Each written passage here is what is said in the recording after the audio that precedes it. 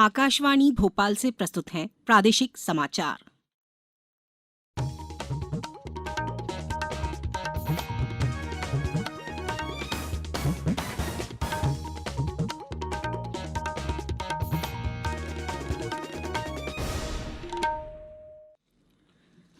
नमस्कार, समाचारों के साथ मैं राना शाहिद।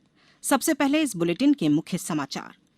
मुख्यमंत्री शिवराज सिंह चौहान ने समाज के सभी वर्गों तक स्वास्थ्य सुविधाएं पहुंचाने की प्रतिबद्धता जाहिर की। राज्य की स्टार्टअप नीति का प्रधानमंत्री नरेंद्र मोदी 13 मई को करेंगे शुभारंभ।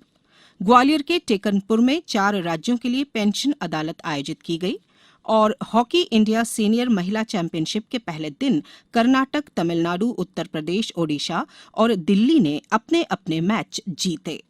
अब समाचार विस्तार से। मुख्यमंत्री शिवराज सिंह चौहान ने कहा है कि प्रदेश में गरीबों और कमजोर वर्गों सहित सभी को स्वास्थ्य सुविधाएं उपलब्ध कराई जाएंगी। श्री चौहान बालाघाट के किरनापुर में दिलीप भटेरे के 15वीं पुण्यतिथि पर जिला स्तरीय स्वास्थ्य शिविर एवं आजीविका मिशन की महिलाओं के सम्मेलन को संबोधित कर रहे थे। उन्होंने कहा कि कोविड काल में जिन बच्चों ने अपने माता पिता को खो दिया है, सरकार उन बच्चों को प्रति माह 5,000 रुपए की पेंशन और उनके भविष्य को संवारने के लिए आगे की पढ़ाई का खर्चा भी वहन करेगी।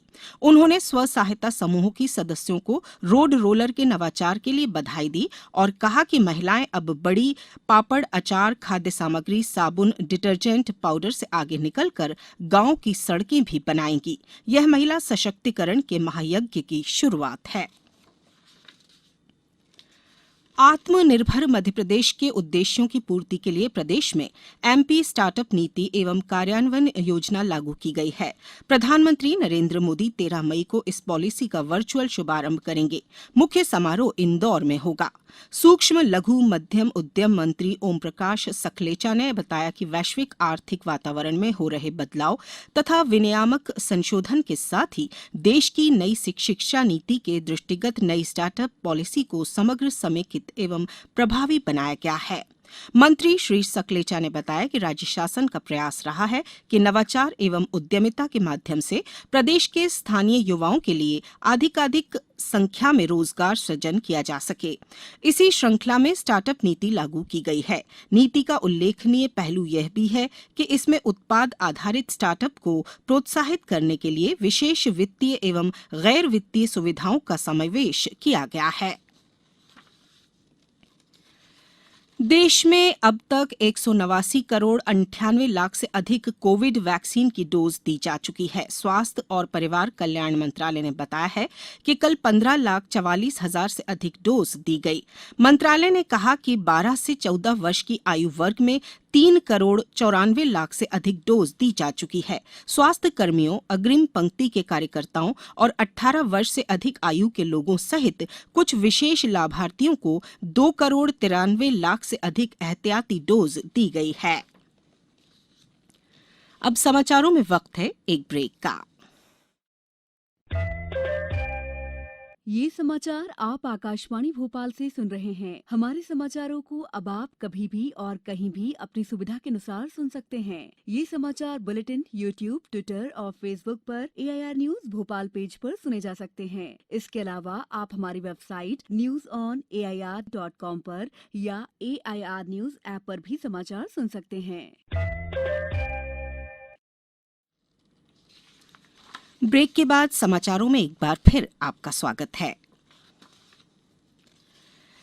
केंद्रीय भूतल परिवहन एवं राजमार्ग मंत्री नितिन गडकरी ने कहा है कि आत्मनिर्भर भारत का निर्माण करने के लिए हमें निर्यात को बढ़ाना और आयात को कम करना होगा। इसके लिए हमें अनुसंधान करने की जरूरत है कि मध्य प्रदेश और इंदौर में ऐसी कौन सी चीज है जिसका हम निर्यात बढ़ा सकते हैं। उन्होंने यह बात कल इंदौर के देवी अहिल्या विश्वविद्यालय में आजादी के अमृत महोत्सव के तहत आत्मनिर्भर भारत की ओर बढ़ते कदम विषय पर आयोजित व्याख्यान के दौरान कही। उन्होंने कहा कि अब हमें जरूरतों के आधार पर अनुसंधान को बढ़ावा देने की आवश्यकता है। हमें देश में रोजगार मांगने वाले नहीं, रोजगार प्रदान करने वाले युवा का निर्माण करना है। नवाचार, अनुसंधान और दृढ़ इच्छा शक्ति के बल पर हमारा देश विश्व की सबसे बड़ी आर्थिक शक्ति के रूप में उभर सकता है। यही आत्मनिर्भर भारत के निर्माण का मार्ग है। श्री गडकरी ने एक अन्य कार्यक्रम में पूर्व लोकसभा अध्यक्ष सुमित्रा महाजन के 5 वर्ष के अध्यक्षीय कार्यकाल पर लिखी गई किताब ताई का विमोचन भी किया। सीमा सुरक्षा बल अकादमी टेकनपुर में शुक्रवार को राष्ट्रव्यापी पेंशनर्स अदालत आयोजित की गई। राष्ट्रव्यापी पेंशनर्स अदालत में 4 राज्यों मध्य प्रदेश, राजस्थान, उत्तर प्रदेश और छत्तीसगढ़ राज्य के 83 पेंशनर्स स्वयं उपस्थित हुए और 2 पेंशनर्स ऑनलाइन जुड़े। पेंशनर्स अदालत का शुभारंभ सीमा सुरक्षा बल अकादमी के निदेशक पंकज घूमर द्वारा किया गया। पेंशनर्स अदालत में बल मुख्यालय सीमा सुरक्षा बल, वेतन एवं लेखा विभाग नई दिल्ली के वरिष्ठ लेखा अधिकारी एवं लेखा अधिकारियों और भारतीय स्टेट बैंक टेकनपुर के प्रतिनिधियों द्वारा 73 पेंशनर्स की समस्याओं का समाधान किया गया। साथ ही अन्य बचे हुए पेंशनर्स की समस्या के समाधान के लिए आवेदन पत्र एवं अन्य दस्तावेजों को पेंशन अदालत के दौरान उपस्थित पीएडी प्रतिनिधियों एवं संबंधित मुख्यालय एवं वाहिनियों को अतिशीघ्र अग्रिम कार्यवाही के लिए सुपुर्द किया गया। इसके अलावा नोडल अधिकारी सीमा सुरक्षा बल अकादमी टेकनपुर के मोबाइल फोन के माध्यम से प्राप्त हुए 60 प्रार्थना पत्रों को भी राष्ट्रव्यापी पेंशन अदालत के दौरान पीएडी प्रतिनिधियों को अग्रिम कार्यवाही के लिए सुपुर्द कर दिया गया। इन सभी सेवानिवृत्त कार्मिकों को पीएडी मुख्यालय से जवाब प्राप्त होते ही सूचित किया जाएगा।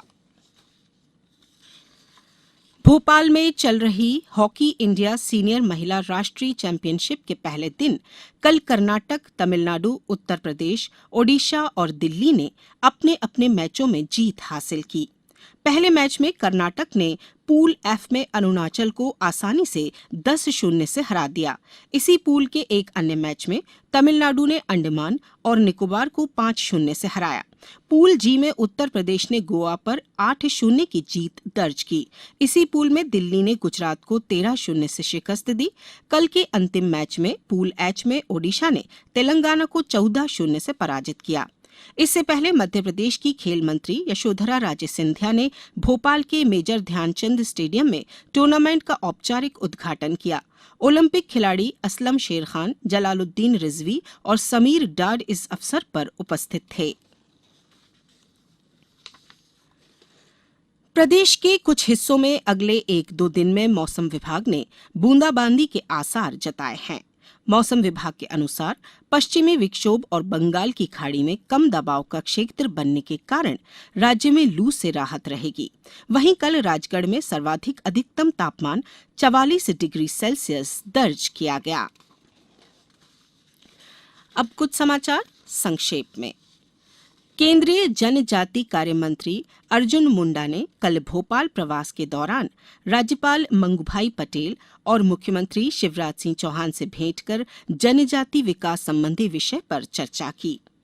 राष्ट्रीय शहरी आजीविका मिशन एवं पीएम स्वनिधि में धार जिले की नगर परिषद पीथमपुर को प्रदेश में द्वितीय स्थान प्राप्त तथा नगर परिषद राजगढ़ ने तृतीय स्थान प्राप्त किया है। वन मंत्री विजय शाह ने कल खंडवा जिले के रतनपुर अंधारिया गांव में 3 अमृत सरोवर तालाबों के लिए भूमि पूजन किया। इन पर करीब 35 लाख रुपए की लागत आएगी। अंत में मुख्य समाचार एक बार फिर। मुख्यमंत्री शिवराज सिंह चौहान ने समाज के सभी वर्गों तक स्वास्थ्य सुविधाएं पहुंचाने की प्रतिबद्धता जाहिर की। राज्य की स्टार्टअप नीति का प्रधानमंत्री नरेंद्र मोदी 13 मई को करेंगे शुभारंभ। ग्वालियर के टेकनपुर में 4 राज्यों के लिए पेंशन अदालत आयोजित की गई और हॉकी इंडिया सीनियर महिला चैंपियनशिप के पहले दिन कर्नाटक, तमिलनाडु, उत्तर प्रदेश, ओडिशा और दिल्ली ने अपने अपने मैच जीते। आज इस बुलेटिन में बस इतना ही। नमस्कार।